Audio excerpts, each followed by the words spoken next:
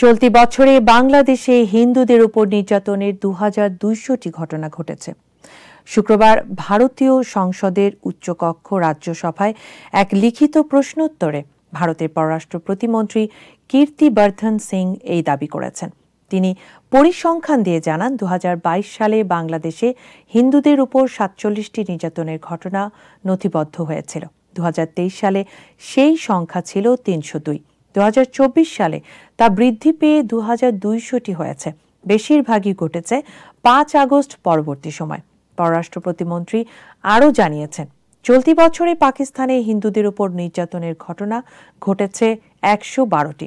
দুই দেশের সংখ্যালঘু এবং মানবাধিকার সংগঠন থেকে পাওয়া পরিসংখ্যানের কথাও উল্লেখ করা হয়েছে।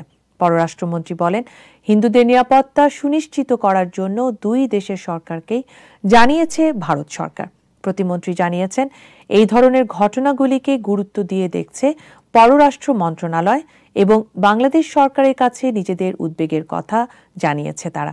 ভারতের আশা, বাংলাদেশ সরকার দেশে হিন্দু এবং সংখ্যালঘুদের নিরাপত্তা নিশ্চিত করার জন্য সব রকমের পদক্ষেপ নেবে। একইভাবে পাকিস্তান সরকারের সঙ্গেও বিষয়টি নিয়ে পররাষ্ট্র মন্ত্রণালয়ের আলোচনা হয়েছে বলে জানানো হয়েছে।